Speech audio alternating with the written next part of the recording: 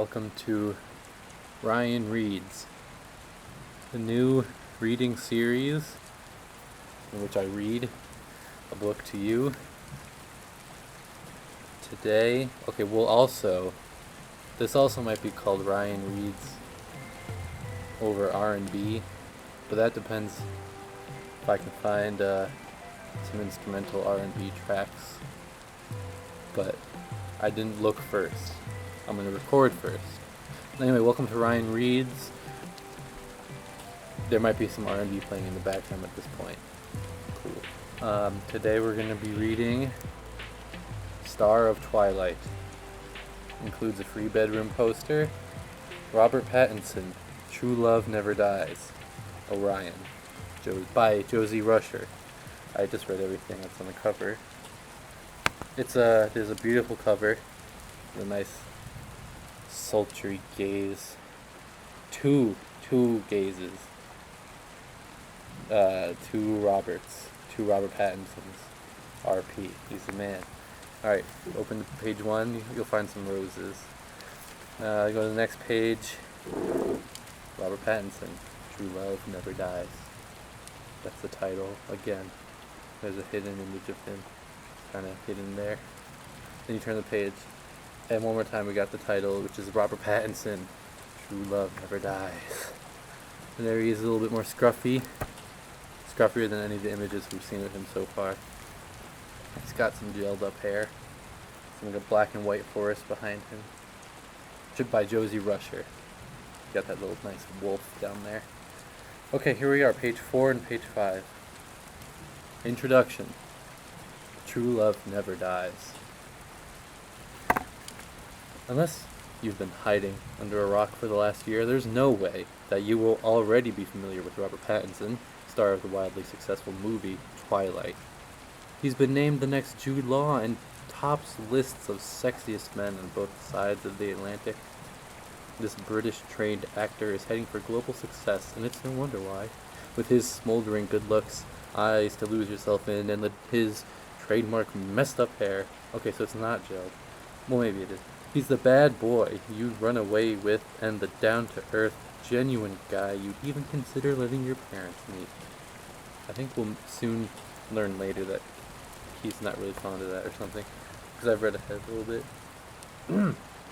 As well as his drop-dead gorgeous looks, he's multi-talented, an accomplished musician who plays the piano and the guitar. This is a guy with gifts galore, and the world is at his feet.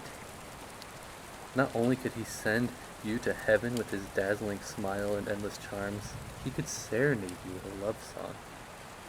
Is he the perfect man? He might just be. So we've learned a lot so far. You have to play beautiful music. I mean, I don't even know if he plays beautiful music. You just have to play guitar and piano, and you're perfect. Oh yeah, he's also in the movie. Okay. Page 6. But who is the real Robert Pattinson? Guy behind the photos and the film rolls? Yes, that is Robert Pattinson, the guy behind. Where has he come from to set our screens alight, and what does the future hold for him? Read on and find out all about his background, his early acting successes, and what makes him tick, and why he's stolen our hearts as the mysterious, immortal Edward Cullen, the sexiest vampire ever to walk the earth. Here he is, looking at himself, looking at someone else. You got that? Here's some trivia. His name is Robert Thomas Pattinson. Nicknames Rob, R. Pats, Spunk Ransom, Patty. He was born 13 May 1986. Here's the quintessential scene from the first film where they meet in like chemistry class. You know? And then his star sign is Taurus. He's from London, England. He's 6'1", which is 185 centimeters for you metric types. His hair color is brownish blonde. Eye color is bluish gray. Instruments, piano and guitar. Hobbies/sports, football, skiing, snowboarding, pool. Favorite actor, Jack Nicholson. Oh, also, I'm drinking a Sam Adams Seasonal Brew Oktoberfest. Okay. His celebrity crush is pretty obvious for those of you who are familiar with Twilight. It's Kristen Stewart. She plays Bella. And then, what girl's fashion trends leaves him confused? Ugh, boots. Ugh. Robert's dream job is being a professional pianist. He plays the piano in the first movie. I know, and the last one. What's his worst habit? Talking too much. Did you know? Robert was nicknamed Patty as a child because of his surname. It's now the name of his dog. Okay, here we are turning the page, and he's looking at the page. All about Robert. This is going to be a doozy. Alright, here we go. Family life. Robert Thomas Pattinson was born to parents Claire and Robert Pattinson on 13 May 1986 in the London suburb of Barnes, with two sisters, Lizzie, who is 3 years older than him, and Victoria, who is 5 years older. Robert was the youngest of three, and it's easy to see that his older sisters had a big influence on him. He's even admitted that up until I was 12, my sisters used to dress me up as a girl and introduce me as Claudia. No wonder he's used to role-playing. They quote that on the side. And Robert can learn a lot about life as a star from his sisters, too. Lizzie is an established singer, and the songwriting brains behind lots of catchy chart hits. When she was just 17, she was spotted by EMI whilst singing in her local pub in Barnes, and within a year she had gone from being the star singer in her high school concert to a top 10 best-selling artist in the UK with the band Aurora. You know Aurora? I don't. Okay. Dealing with the sudden rise to fame must have been challenging as, like Robert, turn the page. Here he is in a suit, velvet, looking all over the place. Lizzie, wait. Okay. Dealing with this sudden rise to fame must have been challenging as, like Robert, Lizzie was keen to continue at school so that she'd always have something to fall back on, showing a level-headed ambition that runs in the family. Since then, Lizzie has been living jet-set lives. I thought this was about Robert. Are we going to have to skip this? She's been living jet-set lifestyle, touring major venues in the UK, North America, and Europe to perform in front of thousands of screaming fans. Victoria, Robert's eldest sister, decided to steer clear of the cameras and microphones and works instead on the other side of the media and advertising. But it's not just his sisters that influenced him. Okay, Robert inherited his classic good looks from his mum, Claire, who worked in the modeling industry when Robert was growing up, and Robert's dad, Richard, also recently revealed that he had a creative side. Wow, that's a poorly constructed sentence. Richard has always been the classic man, importing and selling vintage cars, so Robert had never thought of him as particularly artistic. I was shocked, as I never saw him as creative. I think me and my sisters are living out that side of him. It really is in his genes. Okay, there's a quote on the top of the page. When I was flying to Rome, we flew over London. I felt like bursting into tears. It's part of me, so I can't leave London behind for good. Okay, that's some information. I guess we'll just have to remember that. He's looking really sexy in these pages. Oh, his teeth are nice. He's got nice teeth. Alright, I'll turn the page and we get more of his nice teeth. He's unshaved. Oh, we got two sides of him here. Kind of clean on the left. Good schoolboy type. And then on the right, you know, kind of like I just got out of PE and I put on my nice shirt. And I had to go to the library and I'm kind of tired. Look. But still sexy. Okay. Here we go. This is about school.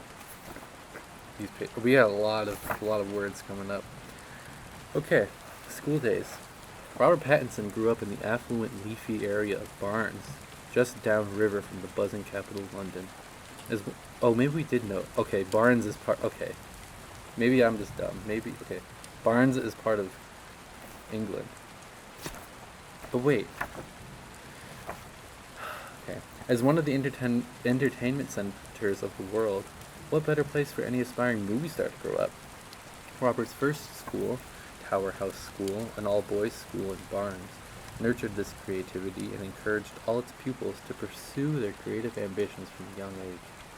At just 6 years old, Robert was already shining on stage, starring in numerous school productions including Spell for a Rhyme and William Golding's cut classic The Lord of the Flies.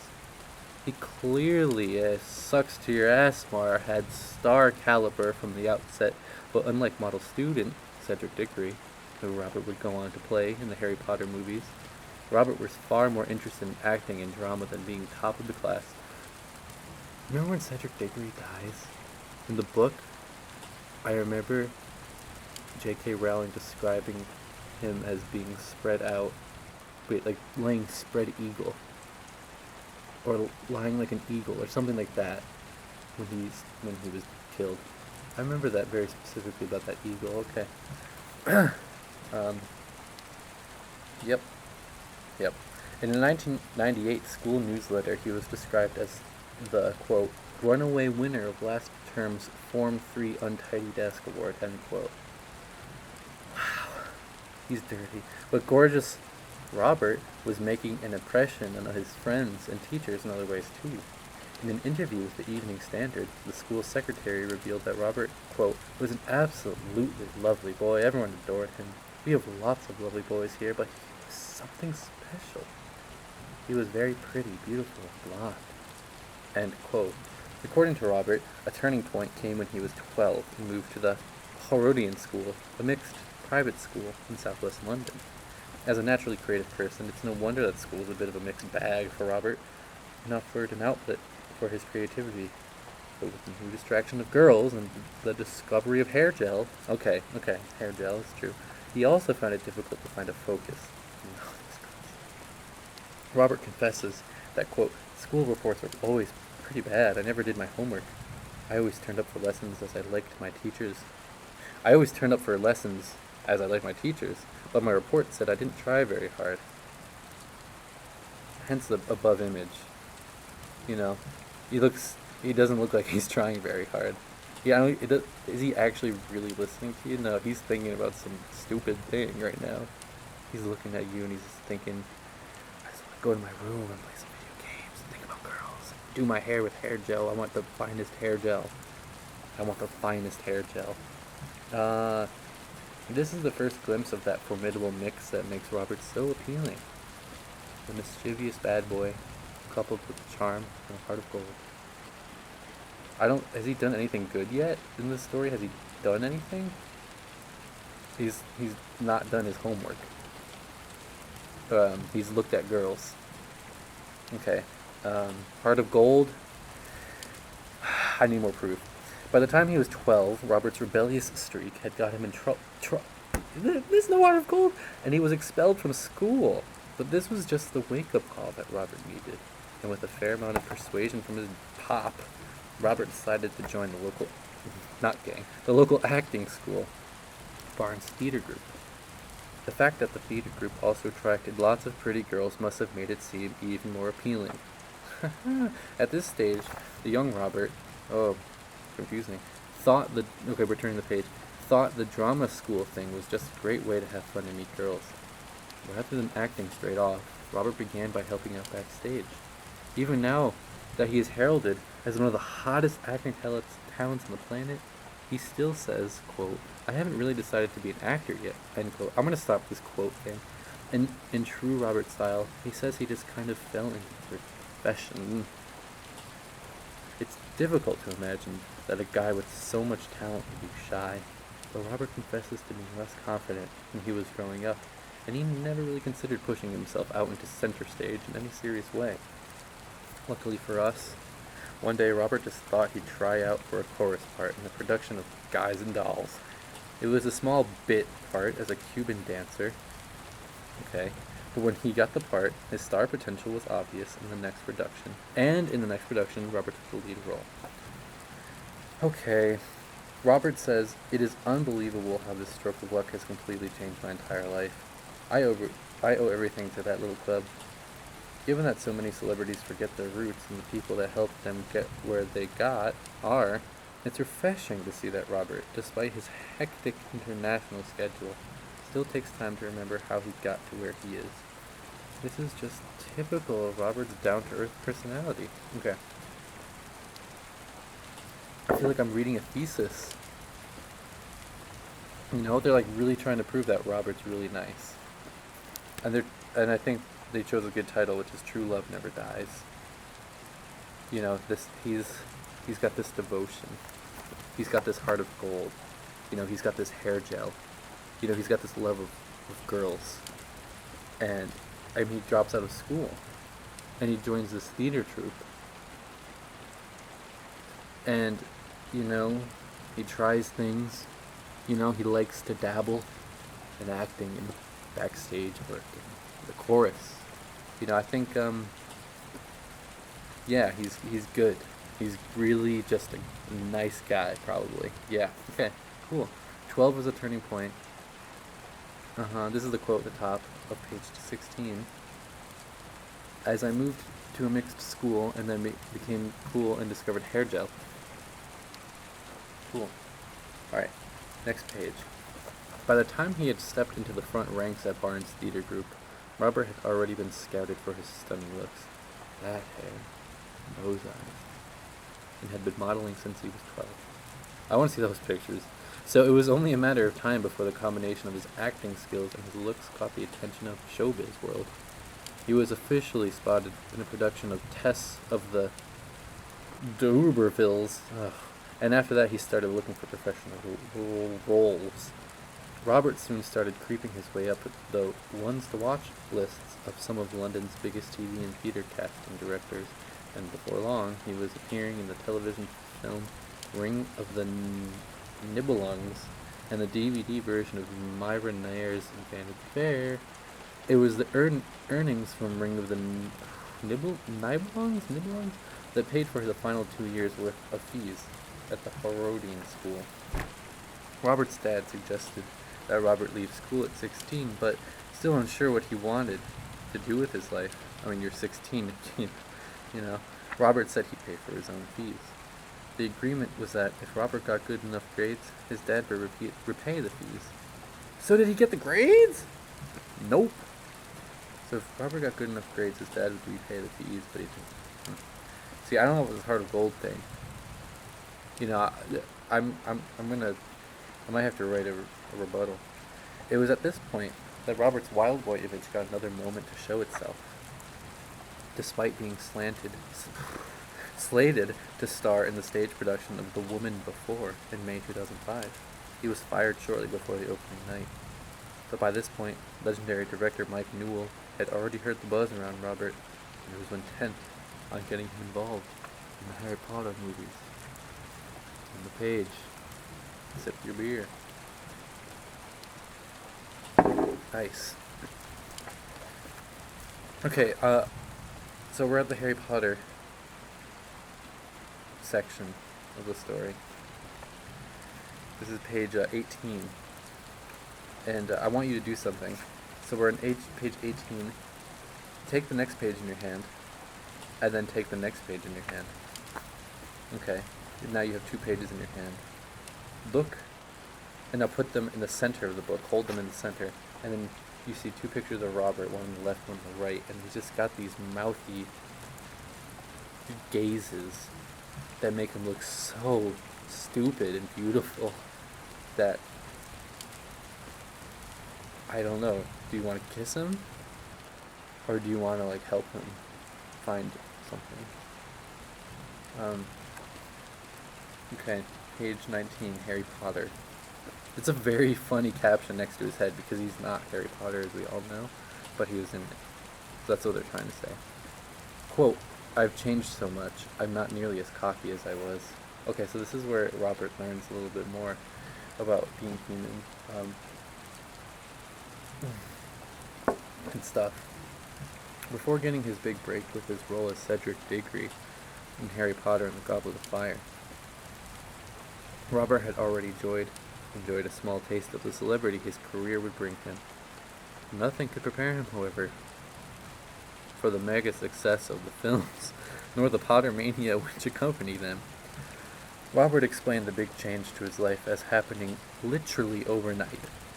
The day before the film was released, I was just sitting in Leicester Square, happily being ignored by everyone. Happily being ignored. Then suddenly strangers are screaming your name. Amazing. The sentence, man. You're describing. I understand you're trying to have us empathize with you. I get it. I get it.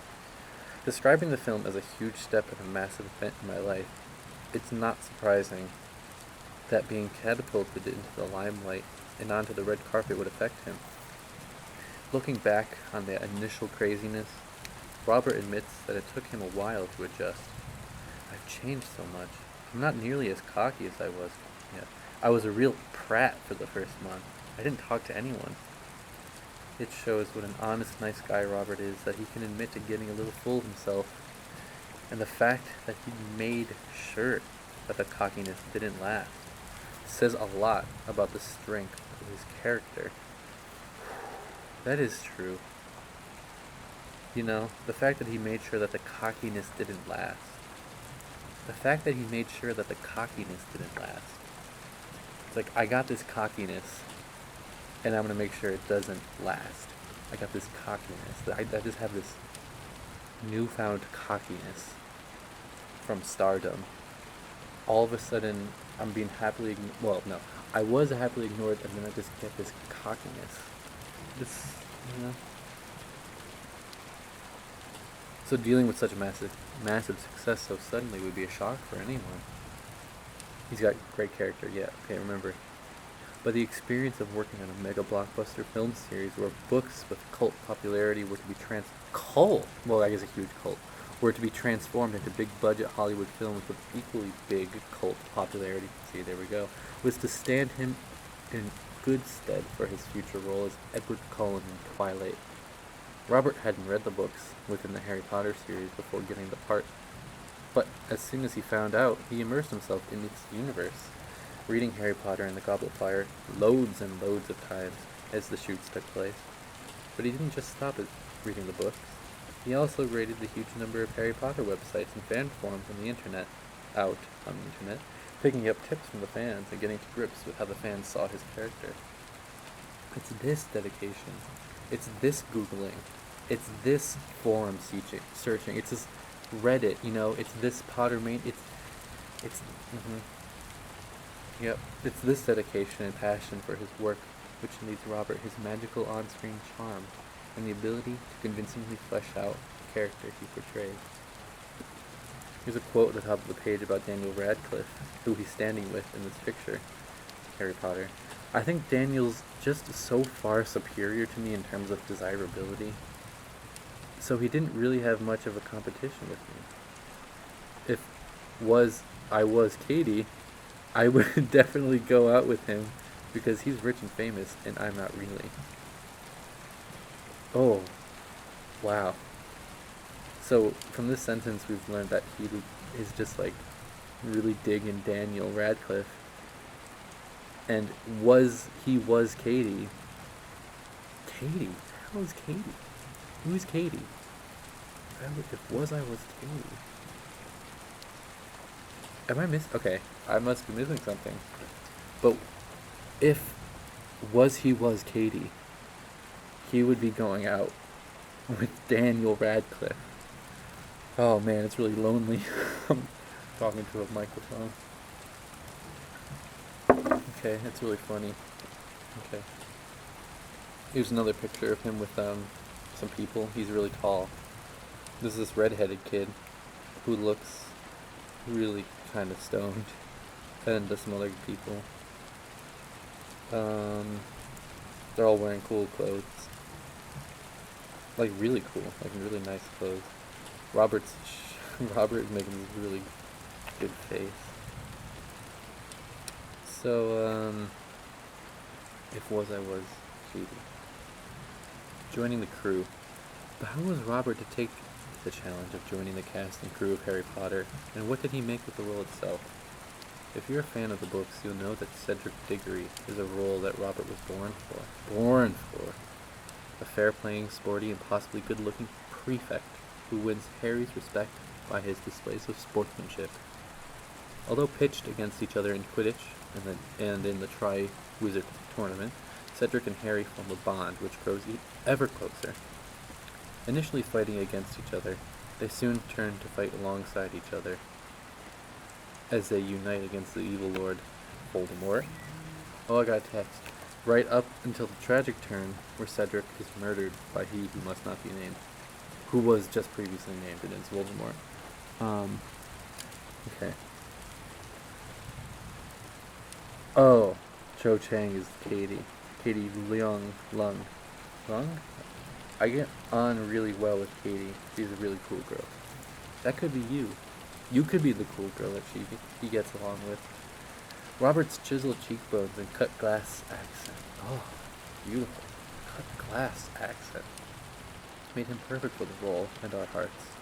And it was one that he relished playing. Enjoying the chance to play an old-fashioned hero.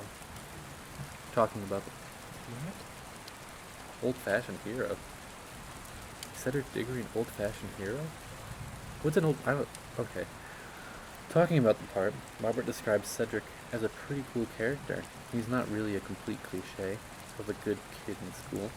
Like you would know. He's just quiet. He is actually just a genuine person.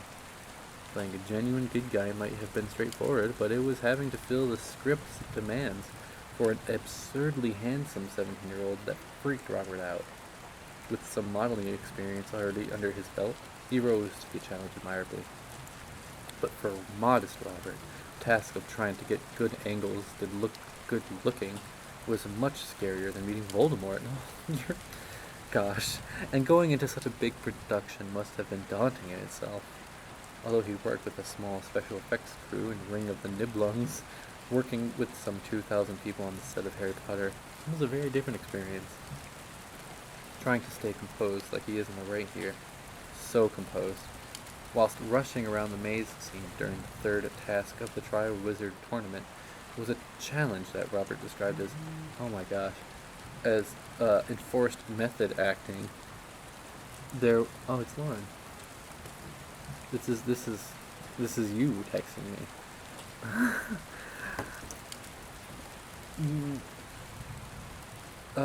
Trying to stay composed while rushing around the maze scene. Okay, was enforced method acting. There was no need to fake the excitement and tension. As he put it himself, we were really hyped up. You are on 100% adrenaline, and you're starting this in the first week, and you just have to meet, and you have just met all the other actors the week before, and now you have to go crazy with them. That was pretty intense, but I think it was really the most fun because it was really physical work. Physical work. The physical side of it was a new thing for Robert, and as he had to play the role of Hogwarts' super fit Cedric, there was some preparation to do for the role alongside learning the lines. Yep. Oh my god. It must have come as a bit of a shock when Robert tried out the costume for the swimming scene, a pair of skimpy trunks, and was picked up on his physique by the costume designer, who said, "Aren't you supposed to be fit? You could be playing a sissy poet or something." Ouch. Not having taken much in the way of exercise for about 6 months, maybe this didn't come as too much of a surprise to Robert. But the phone call the next day must have. He was called up by the assistant director, who told him they'd be putting him on a personal training program. I thought that'd be pretty cool, says Robert, because it would make me take it seriously. By his own admission, when he started the course, he couldn't even manage 10 press-ups, let alone push-ups, and after a while it started to pay off. At the start, however, he admits that co-star Daniel Radcliffe's chest was about twice the size of his own. Alright, now we're going to go to the quote on the side about Ralph Fiennes, who plays Heathcliff in Emily Bronte's Wuthering Heights, late 90s edition. I was quite intimidated by Ralph Fiennes. I didn't really talk to him while I was doing Harry Potter. And the only thing I did with him was when he stepped on my head. Then I went to his play, and he was there. And this girl said, "You've worked with Ralph Fiennes, haven't you, Robert?" And I was like, "Well, no." And Ralph said, "Yes, I stepped on your head." And that was the extent of our conversation. That is fascinating. I stepped on your head. Oh my god. So when you're rewatching Harry Potter 3 and you're seeing Voldemort step on Cedric's head, know that those actors, that's the extent of their relationship. That scene. That's the extent. Okay, here on the next page, Robert is signing autographs. He looks pretty happy. He's got a pen. I actually have that pen. There's some smiley people, and there's a picture of a lady. Some cameras. Moving on. Robert returned to the big screen in a flashback episode in Harry Potter and the Order of the Phoenix, but by now his sights were set further ahead. I didn't realize that. I don't even know if I saw that one. As a consequence of his brilliant performance in Harry Potter, he'd been named a British Star of Tomorrow by Times Online. Suddenly doors were beginning to open.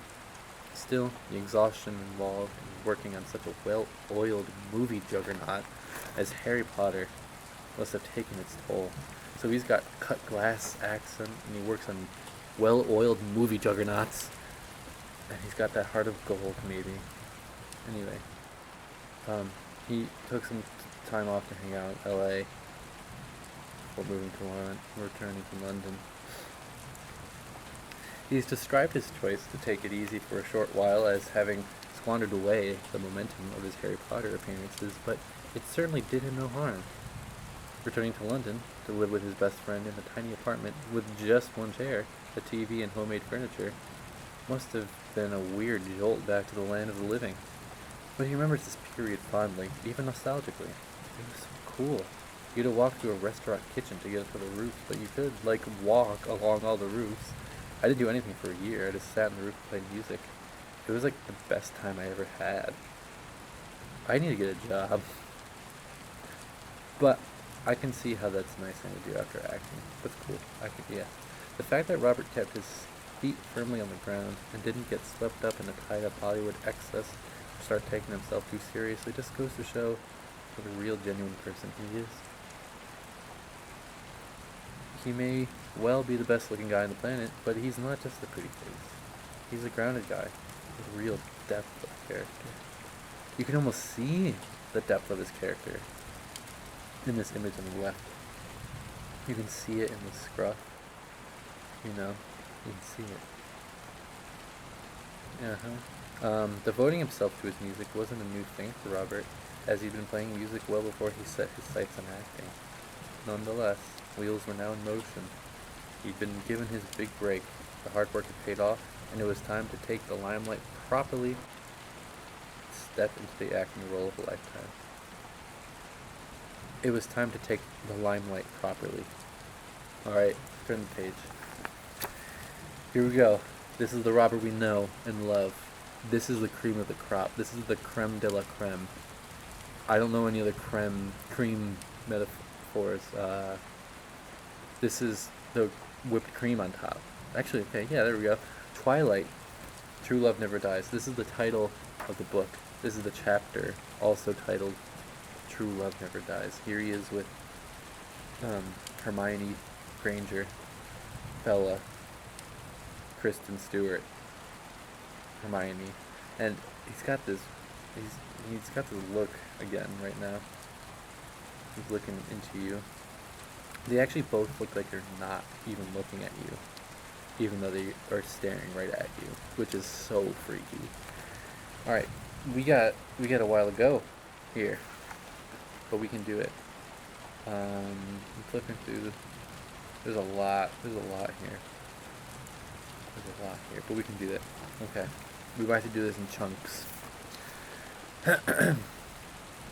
If playing the role of a perfect prefect was challenging enough to live up to, as it is to say, it would be as nothing compared to Robert's next role.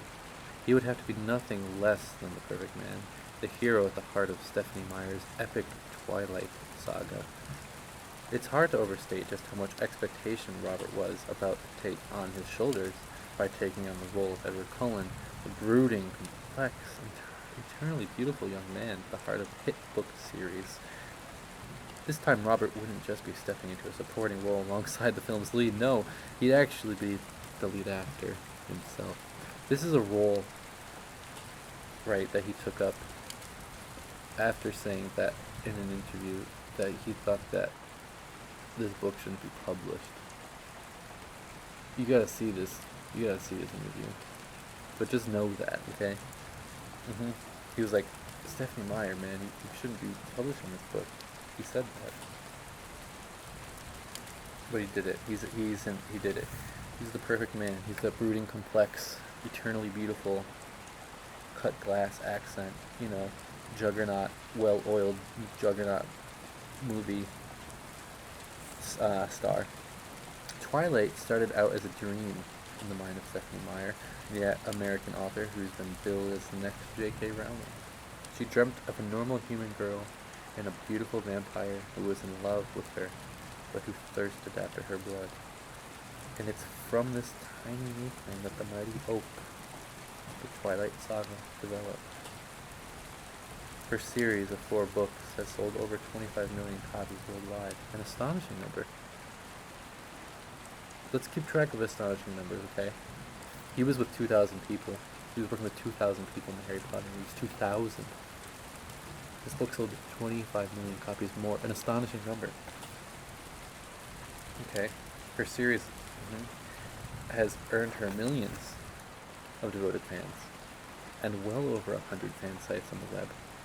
Not necessarily an astonishing number, because it doesn't say so. Okay, let's take a moment to look at the pictures. Here he is with Hermione. He's looking at her, thirsting for her blood on the left. You can hear the iron and wine in the background. He's got that nice little curl. He's got that hair. And then he's looking like really Frankenstein-y on the right, staring somewhere to the left. Okay, the series follows the story of Isabella Bella Swan, a teenager who moves miles across the country to live with her father, leaving a world of Arizonan sunshine and heat to damp and miserable Forks, Washington. On starting at her new school, Bella meets Edward Cullen, played by Robert, and is drawn in by his enigmatic, mysterious, handsome charm. Little does she know that Edward is part of a family of vampires, blessed with eternal youth, but damned by a constant craving for blood. Bella can't understand why Edward behaves coldly towards her. Here he is being choked.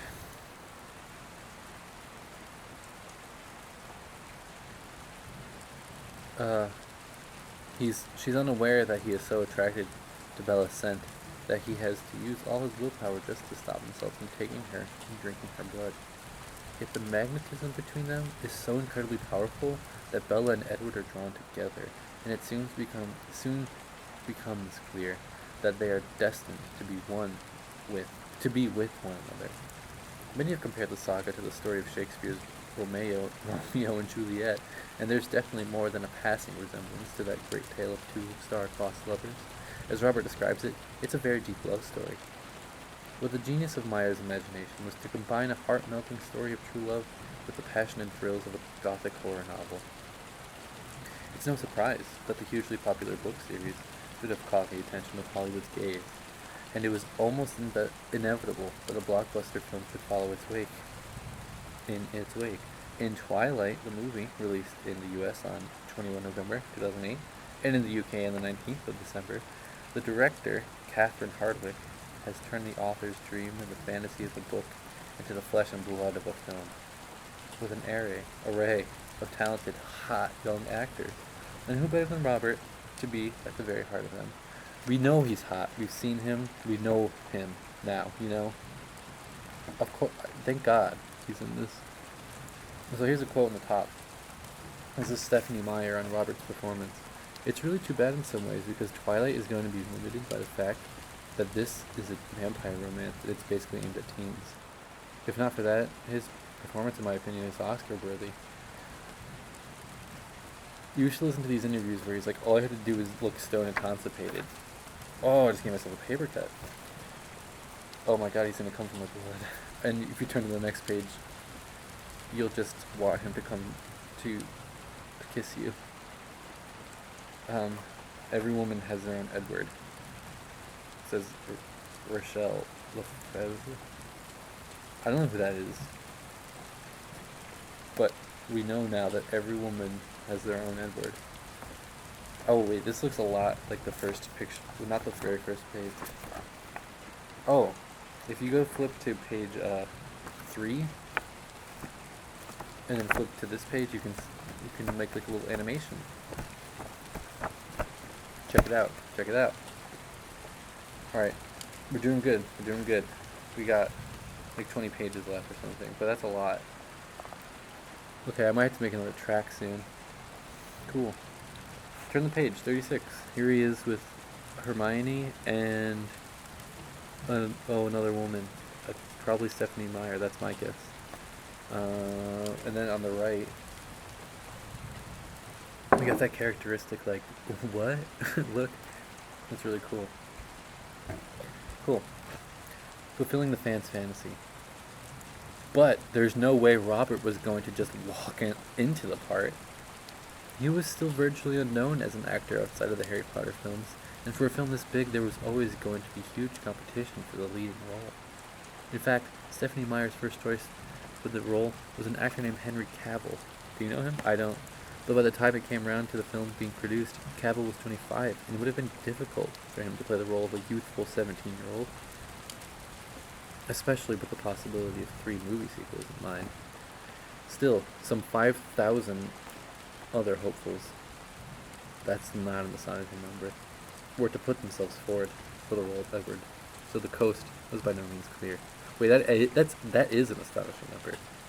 5,000? What? That's insane. Like, look at Robert's face. Like, 5,000? What? On the right. Look, that's him thinking about that number. Anyway, with Cavill out of the running, Robert made it to the shortlist. The other most popular fan suggestions for actors to play Edward were Hayden Christensen. Oh, I can see that. Most famous for playing the young Anakin Skywalker in Star Wars. Orlando Bloom and Gerard Way, singer with the band My Chemical Romance. Interesting. Nope, Robert was perfect. Having seen a picture of Robert from his role in Harry Potter, Hardwick, the director, was unconvinced that he was the right guy for the role. So Robert flew out to Venice to meet Hardwick and convince her in person. To do so, he had to audition a love scene with Kristen Stewart, the beautiful actress who had already been picked to play Edward's lover, Bella. Robert's smoldering yet restrained passion and his instant rapport with Kristen set the room on fire. And in that moment, it was obvious that Robert's ethereal beauty and charm made him the perfect Edward Cullen. Okay, we got 7 minutes left on this. The cat's on the couch, hanging out. Got my beer. People have been texting me, but I've been ignoring it. And we're going. We're going. Okay, of course, the rest is history. We can just close the book, we're done. But Robert admits with characteristic modesty that he never expected to get the break, largely because the role needed someone who was so beautiful that it would hurt to look at them, someone who was just incredibly stunning. That's kind of why I was kind of tortured before the casting. I read the book and was like, well, this is really dumb, it's just so pointless even going up for it. It's really dumb, the book.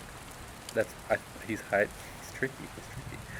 Modest Robert obviously didn't see what the rest of the casting crew were able to witness, because he can't see himself, you know. But even with the part in the bag, the battle wasn't over. With legions of fans worldwide eagerly anticipating the film adaptation, everyone had their own favorite choice for the role, and Robert wasn't one of them. Fans were bewildered when the role went to a Brit actor who they'd not heard of. A furor. I don't think that's spelled right. Maybe it's like British spelling. Erupted on fan sites worldwide, and it was only when Stephanie Meyer herself stepped in to defend Robert that things calmed down. She was like, this guy's super hot. Actually, wait, speaking about it later, she explained that the way he took it was a lot more positive than the way I would have handled it. He was like, I'm going to prove them wrong. I'm going to go out there and prove them wrong. The movie hasn't come out yet, and he's won over 99.9% of the people. who didn't approve of him as Edward. And when they see the movie, oh my gosh, there's no way not to love him. Now, months later, with the film out, months indeed, there's it's likely that 99% is going to become a straight 100%. Alright, Robert, on being asked how he approached the kissing scenes in the movie, I kind of just approached it from the front. So, oh, gosh, look at him on the right. He's like, I'm so witty. I'm so witty. And Hermione's like, yeah, you're so witty. I love you, man. And then on the top left there, he's really, really looking like, oh, I was going to say he looks like Carlisle's son, but he's not actually Carlisle's son. Carlisle is the father figure. Alright, here we go. Page 40. Acting the part. So the balls are rolling. But transforming himself into the role of a 108-year-old vampire with superpowers and an unquenchable lust for blood wasn't going to just happen without some serious hard work. Robert hadn't even had a chance to read the books before the casting session, so it was now time to delve deep into the world of the Twilight Saga and really get to grips with the complex characters he was about to play. Complex characters? Oh, character. But still complex. Describing the role, Robert calls Edward a conflicted and reluctant vampire. A conflicted and reluctant vampire. He's a poet, and very deep and profound. He's just extraordinarily troubled. Fortunately, Robert's own intensely creative personality lent itself perfectly to the role, and fellow vampire Kellen Lutz, who plays Edward's on-screen bro, Emmett Cullen, wasn't the only one to point out the similarities between actor and role. Rob is definitely Edward. He's so complicated, so poetic. The tragic side of Edward was something that Robert wanted to bring out in the role, seeing it as key to making his character convincing. And it's also an element that's at the heart of the tortured love story between Edward and Bella. How can he, an immortal vampire, live with a normal mortal girl? And how can he reconcile his desire to devour her with his desire to care for her and his all-consuming love for her? To do this, he was to battle against his base instincts. And it's only through Bella's brutal belief in him, by telling him, I'm not scared of you, you're not a monster, that Edward finds the strength to believe in himself. Being such a sensitive guy, Robert had all the tools within himself to really place himself inside the complicated character of Edward. Man. But he took it further, just going to show, once again, his passion and dedication to his craft. Man, we just need to, I just want to kiss you, man. I just want to kiss you. That's what this book is telling me. That I should, and I do. I really, look at you. Look at you on page 41. On the top there. It's like you just whipped your head around and looked at me. And you're just like, I don't know what to tell you, because I don't know what to tell you. I don't know what to tell you. That's what you're saying to me. But I think you're really cute, maybe. We got a minute and a half left before I gotta make a new track.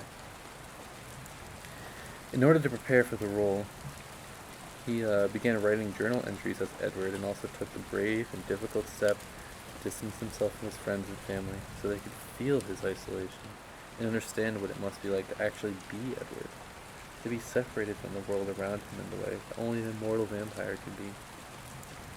I was thinking he's just a normal guy who got bitten by someone, says Robert. I guess I just try to think, if you've been bitten by some guy when you're unconscious and you wake up and you're eternal, and you have super strength and super speed and you want to kill people and drink their blood, and before that you're a perfectly normal 17-year-old? Okay. That feels incomplete. That feels like an incomplete thought, but I might have just read it wrong. If. Yeah, he said if, and then he didn't say then. Okay. Alright, we got like 30 seconds. I'm going to finish this page. Oh, I guess, okay, well, there was also the physical side of the role to consider. Remember, he likes those physical roles. Not seeing himself as an action movie kind of guy at all. This didn't come so easily to him. Whoa. It's getting inside the role of Edward. Didn't we know, didn't, I thought he liked the physical role. Well, anyway, I have to end this first part. So I'm going to take a moment to look back. So here we are with Ryan Reed's I'll see you in the next, I'll see you in a second. Okay, we're back. I finished the Sam Adams. I didn't look back to see about the physical thing. I'm hoping you did. It's called reading between the lines, okay? Well, I just hope that you looked yourself. Okay, we're finishing up page 41 here. There's some pictures. There he is with Hermione in a couple pictures. Okay. There was a physical side. It didn't come easy. However, it didn't stop him from impressing his fellow cast members, especially when the Brit actor had to play baseball alongside his American counterparts. He had a week learn how to play the game.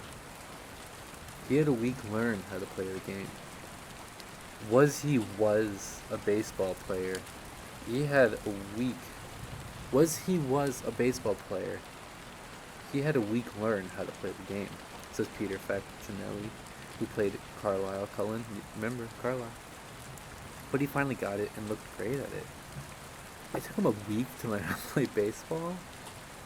Oh man. Alright, well, it's okay. I forgive you. Yeah, if picking up a new sport was one thing, flying through the air as a super agile vampire would be something else. True. It wasn't the first time that Robert had done wire work, but this time round he had to not only cope with being suspended high in the air and running at vampire speed, but look hot and sexy whilst doing it. That is, yeah. No small challenge, right, you got it. Robert described the experience in terms that make it sound pretty daunting. You're on this wire track and going 30 miles an hour, and that's like kind of fun. But the main thing you're thinking about is unbelievable pain and just wanting it to end. It's quite exciting though. Fortunately, the other major aspect of the film's special effects, the shimmering diamond skin effect that each of the vampires has, was something that could be helped along by CGI. And then of course there was the accent to consider. Robert would have to lose his perfect English cut glass pronunciation and sound convincingly like someone who'd been living in the U.S.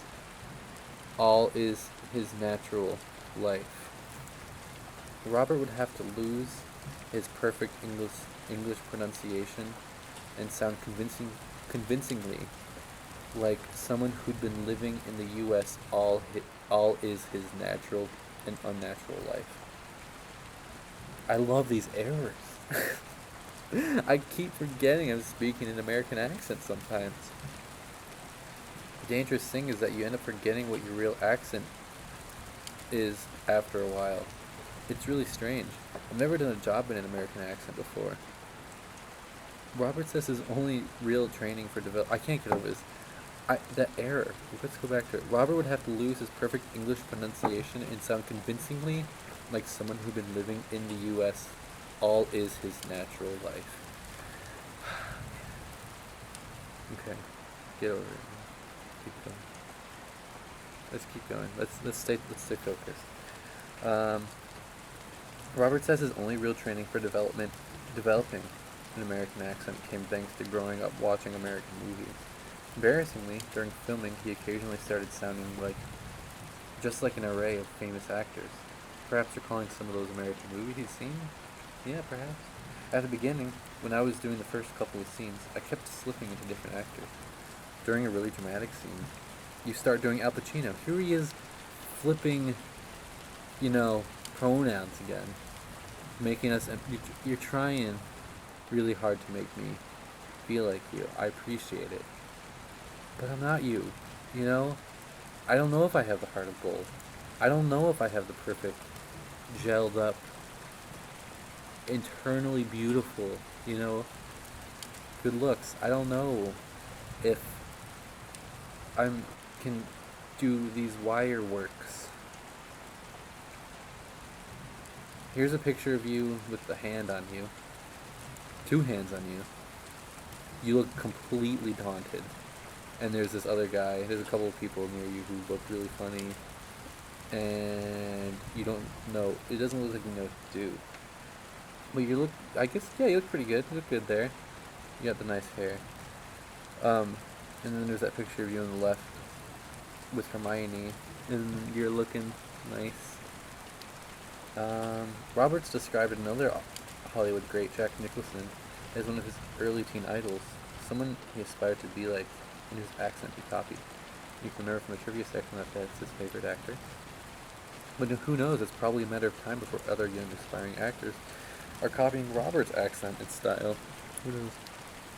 No one can now be in any doubt that Robert rose to the role as no other actor could have done and has acquitted himself brilliantly.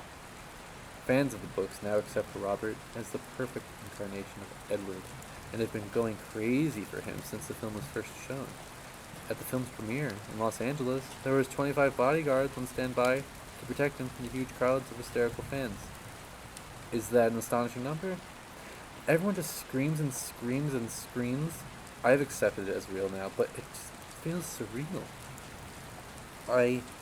At heart, Robert is still the boy from Barnes, and he's managed to also become the embodiment of millions of fans' dreams.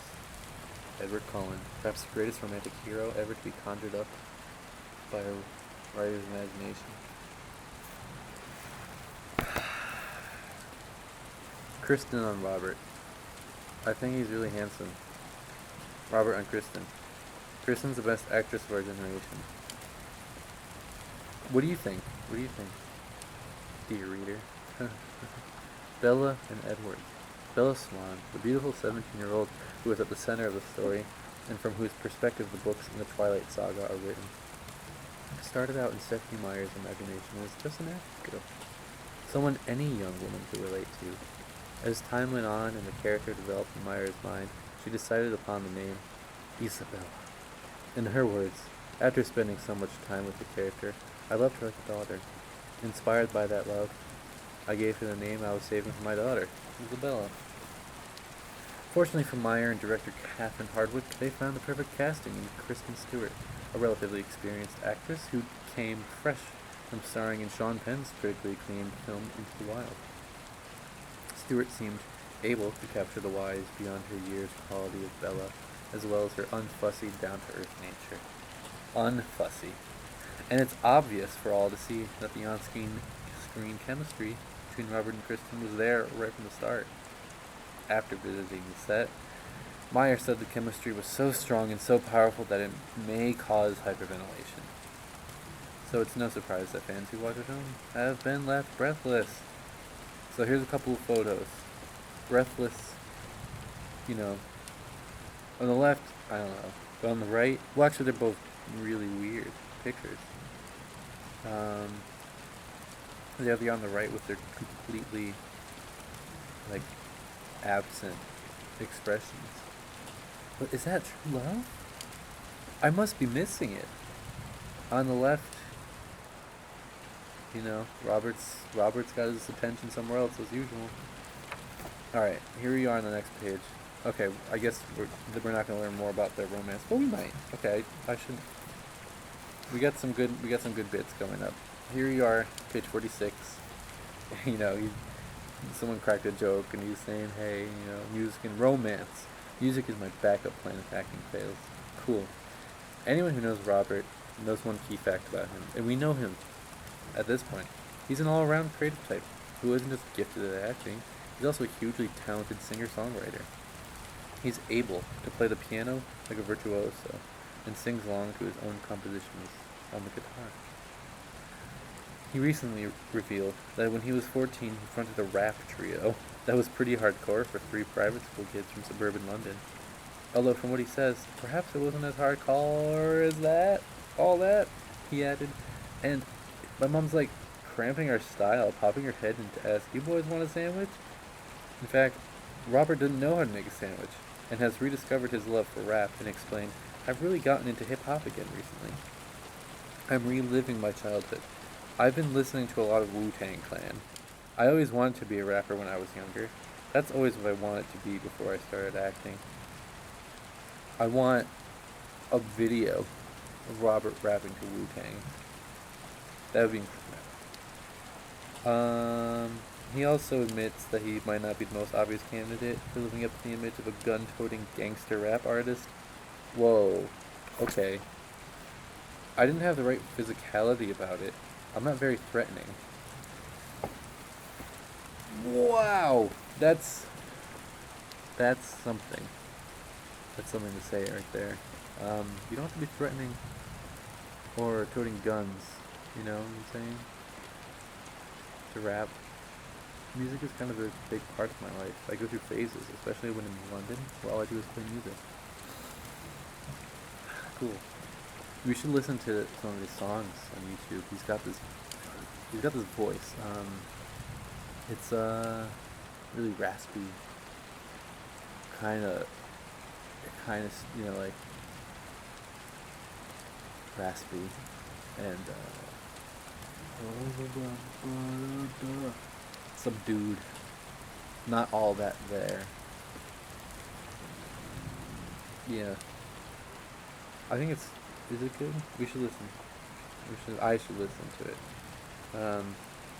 We have a great picture up here with some girls looking really funny in the background.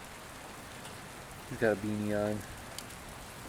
Still looking good, still looking sharp, holding the mic, wearing whatever. I feel like he's worn that button-up shirt in almost every picture. Yeah. So when Robert is in London, he sings in a band called Bad Girls, and has also developed himself as a solo artist, performing under the stage name of Bobby Dupea. Incredible. But his passion for music started a long time ago, as Robert explains. I was undefeated. I have been playing the piano for my entire life, since I was 3 or 4. And the guitar, I used to play classical guitar from when I was about 12 years of age. Why did they write 5 as 5 and 12 as a number? Then I didn't play guitar for years. Years. And 4 or 5 years ago, I got out the guitar again and just started playing blues and stuff. That blues element has become part of the sound. So it's no wonder that there's more than just the touch of Led Zeppelin's bluesy rock sound to be found in the songs Robert has co-written with Bad Girls. Gotta check this out. In the past, his 2 worlds of music and acting have been separate, as he's focused on each one in turn. But with Twilight, he was given the amazing opportunity to bring the 2 together. He has written and performed 2 earthy, spine-tingling ballads. There we go. Earthy, that's a good. Raspy, I was an attempt. Spine-tingling ballads, Never Think, which describes his character, and which it appears in the movie, the official soundtrack. Here he is in the light looking, typically just dumbfounded. And Let Me Sign. Oh wow, he's looking really naughty here with his Russian tea and he doesn't even look like himself, but it's hot. Never Think is a beautiful, soulful song full of emotion. And if you thought Robert couldn't get much sexier, you should see him singing this. Okay? But apparently their inclusion in the film was purely accidental. An anonymous third party had given star director Catherine Hardwicke the disc without Robert knowing. The self-effacing actor can't quite get used to it. When I went to see the cut of the film, she put these 2 songs in. They're old songs, but one of them specifically, it made the scene better. I'm singing it, maybe that makes it different, but it's kind of overwhelming. I hope it's overwhelming. Yeah. And director Hardwicke certainly thinks so. One of my favorite parts of making the movie was watching Rob play the music he wrote. He just lets it out and breaks your heart. When does he play his music? I don't know. On his style, Robert is modest about what it takes to be a matinee idol. On his style, Robert is modest. Robert is modest on his style about what it takes to be a matinee idol. Robert is modest about what it takes to be a matinee idol on his style. Oh man. I don't know. Josie Rusher. I don't know about this. I don't know about this. Asked how he gets his hair looking so ruffled and sexy, he put it down to wearing a hat a lot. Wow, those are two miserable sentences. I have so much residue crap in my hair from years and years of not washing it and not having any sense of personal hygiene whatsoever. Even today, I go into these things where I'm supposed to be this sexy guy or whatever. I'm literally asking, if I get plumes of dandruff on me, can you just brush it off? He swears by not washing his hair, following the age-old maxim that if you leave it unwashed for long enough, it starts washing itself. But then who is complaining when he looks this good? This is a tricky paragraph. I don't know if it fits in with your thesis, Josie, but I think you kind of have a point about. I mean, it's true. He looks good, so fuck it. It's his natural, unfussy, down-to-earth attitude that is really appealing. Well, that and his amazing, sexy eyes. He's not artificial or vain. He is who he is, and he doesn't try too hard at it. Despite his stunning good looks, Robert seems unable to see it himself. When asked whether he thought he was a sexy man-beast, he answered, "I wouldn't be able to say. I don't think I'm much of one. It's funny, it is the secret to any guy. Any guy. If people find him unattractive or whatever, you just get Stephanie Meyer to tell the world, put on her website that this guy is now attractive, and everybody changes their mind. It's this self-depreciating charm that makes him all the more attractive." This is weird. This is totally weird. He doesn't... it's just weird to me. He doesn't think he's a sexy man beast. So we all know what's fascinating about Robert, but what does he look for in a girl? I'm always shocked by the people who I'm attracted to. It's always completely random. I generally like people who are a bit crazy, but yeah, that's pretty much my only prerequisite. The first love of Robert's life lasted for 10 years, but amazingly he never properly spoke to her. What? He explains, when I finally told her, she was like, "You've never spoken to me in my whole life. You've only spoken to me about 3 times and never said anything nice." Oh, he loved someone for 10 years, but they didn't know. Cool. But for Robert, that's the best type of love, where you don't say anything nice and you love them for 10 years and you speak to them 3 times. It's true that love that lives in the imagination, without restraint. It's true that love that lives in the imagination, without restraint, can live forever. Oh man, I know, but do you want to do that? Yeah, you want to, I mean, I guess so. You don't wash your hair. All that it needs to survive is hope. Perhaps this experience of unrequited love, romance gave him valuable experience to draw on while acting on the forbidden, dangerous love between Edward and Bella. Perhaps. There's a quote on the right here that doesn't have an end quote. And there he is signing something. Robert is rumored to have dated Anneliese Schoenberger, a gorgeous Brazilian model, as well as sultry actress Nikki Reed, but it looks as though sexy Robert is yet to be tied down. Okay. There have been tons of rumors about Robert and his beautiful co-star Kristen Stewart, and aside from their obvious respect for each other's acting credentials, there is certainly a lot of chemistry between the gorgeous pair, and could be the hottest celebrity pairing in Hollywood. Robert has admitted that Kristen is his biggest celebrity crush, but has yet to confirm that there's anything more than mutual admiration between them. Watch this space. Oh, that's nice. We know now that they're having a child and are married. Are they married? I don't know. Anyway, turn the page, and here's the little thing. Interviewer, what would you say to your parents who thought you were bad news for their daughter? You're right. Okay, this goes back to what I said on that first paragraph, which you can flip to now, and I'll let you talk about it yourself. You can look at this picture, and you can see how high the ISO was, because look at all those little pixels in the corner of his face. What would you say to parents who thought you were bad news for their daughter? You're right. Alright, people, we're nearing the end here. Beyond Twilight, who loves him who dies. There he is, looking at you. You, might think that now Robert has landed the role of a lifetime and become a global star. You might think now Robert has landed the role of a lifetime and become a global star. Life would be You might think that now Robert has landed the role of a lifetime and become a global star. Life would be easy sailing from here on in, or here on out. For an actor who is simply after fame and success, then maybe that would be right. But for Robert, a cultured, sensitive, incredibly talented guy that can act, sing, and bowl you over with his smile, the options are endless. He's always stayed true to his roots, and has no desire to be famous just for the sake of celebrity, unlike so many others. So why is he different? On being asked if he wants to be a megastar, Robert simply put it like this: "No, I can't see any advantage to it because I'm happy with the life I have now. I've got the same two friends I've had since I was 12, and I can't see that changing."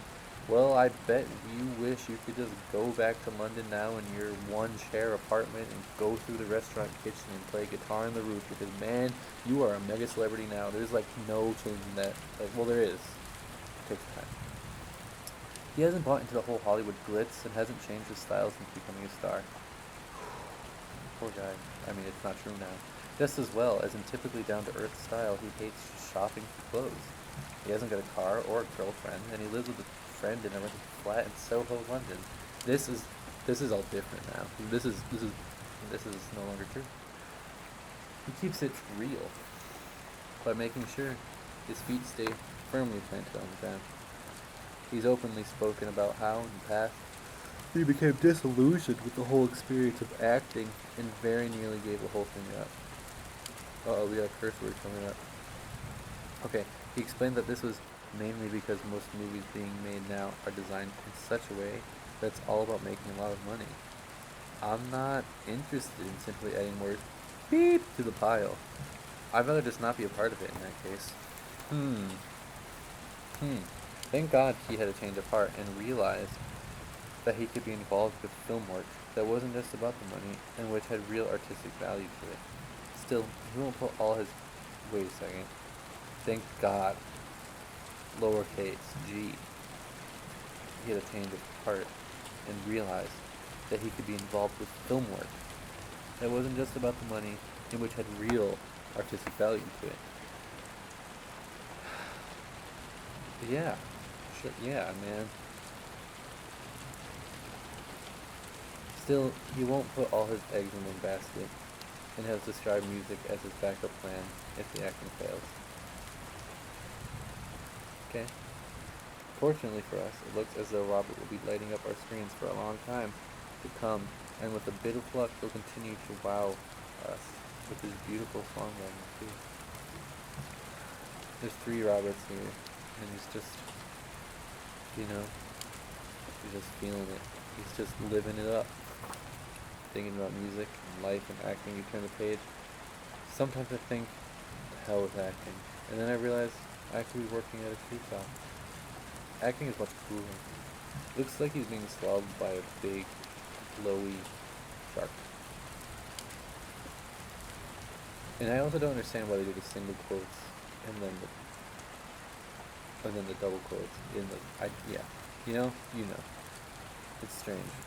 Alright. We're in the home stretch here. How to be. Alongside Twilight, Robert has been working on a number of other film projects slated for release in the near future. In all of them, Robert brings his excellent acting skills to bear on varying roles. I hope so. In How to Be, written and directed by Oliver Irving, Robert plays the role of Art, a young man with aspirations as a singer-songwriter. Sounds familiar? Struggling to find balance in his life. Sound familiar? Robert's astounding performance won him the Best Actor in a Feature award at the Strasbourg Film Festival in September 2008, and has gone on to make the official selection at leading film festivals around the world. If there are parallels to be drawn between Robert's own life experiences and those of Edward Cullen, there are also connections with Art, as Robert brings out a heartbreaking vulnerability to both roles, showing his depth as an actor. He immediately caught the attention of director Oliver Irving when he began improvising during his casting session, which was, according to Irving, exactly what I wanted. Someone who could just become the character and leave behind the kind of techniques trained at drama schools. I had a hunch he would work well with other casts and would be able to get across the kind of naivete inherent to Art's character. He's a really down-to-earth guy. True to his style, as modest as ever, Robert downplayed the fact that he appeared in the Harry Potter films when he was at the casting, and it wasn't until later on that Oliver Irving watched Harry Potter and the Goblet of Fire and realized that Robert had been one of the major roles. And likewise, when he was asked about his musical abilities, he simply said he can only muster a few chords. I mean, that could be very well true. It looks as though the massive success of Twilight will fan the flames of success for How to Be. As the more attention Robert gets for the role as Edward Cullen, the more interest there will be in his smaller project, the next films and music. Little Ashes. So another film in which Robert is set to shine is Little Ashes, written by Philippa Gosselaar and directed by Paul Morrison, which explores the complex relationship between the young surrealist painter Salvador Dali and the poet Federico Garcia Lorca. Interesting. Robert plays none other than the creative genius. What?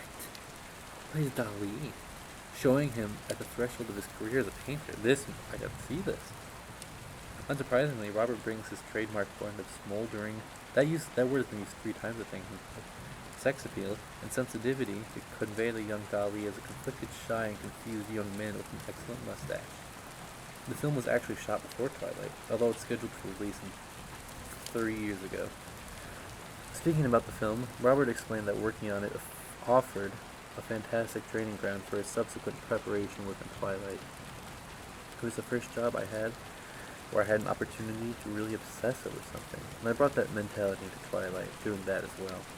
Alright, Little Ashes, How to Be. This is it.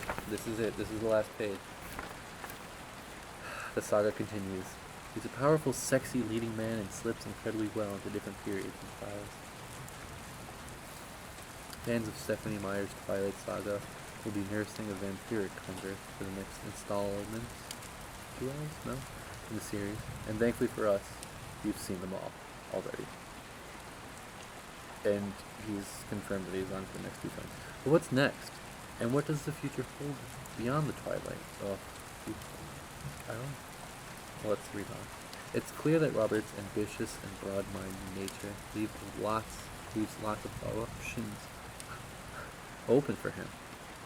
He's even hinted at an interest in producing and directing films in the future, having expressed huge admiration for Mike Newell, who directed him in Harry Potter. And it's also clear that he's keen to expand his range of film acting through working with other directors, referencing the likes of Jean-Luc Godard. Isn't he dead? Michael Cimino? What did he do? And Terry Gilliam. Cool. That's people he'd love to work with. And with Robert's natural abilities, directors will undoubtedly be queuing up to work with him too. That's something we can only presume. Directors have feelings. You know, they might not like him. But that's impossible. That is impossible. That is not possible to dislike Robert Pattinson. Because, as Catherine Hardwicke explained, reflecting on his brilliant turn as Edward, his career could be extremely unique. He's a powerful, sexy leading man and slips incredibly well into different periods and styles. I'd also love to see him work on Tim Burton-esque films, where he has the opportunity to create completely wild, original characters that become classics. This is in red now, so this is serious, people. One thing's for certain. One thing's for certain. With Robert's natural assets, we're set to see a whole lot more of him over the coming years.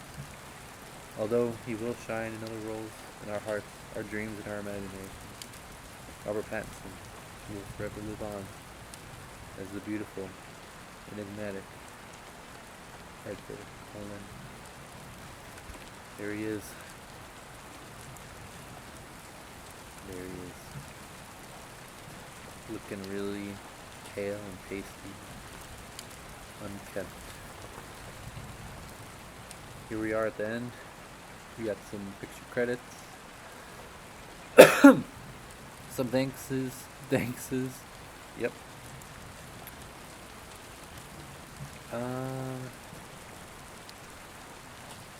This is interesting. The right of Josie Rusher to be identified as the author of this work has been asserted in accordance with the Copyright Designs and Patents Act of 1988. So maybe, does that mean the right of Josie Rusher to be identified as the author of this work? Which hints to me that she might not have written this book. Maybe there's a ghostwriter. Either way, there were some really beautiful errors. Yeah. Maybe one of these people that she knew. iStock. The inside rose cover is iStock. We got some other picture credits. Cool. I wonder if they'll accept my audiobook reading. I said fuck in it now twice. I bleeped out your curse word.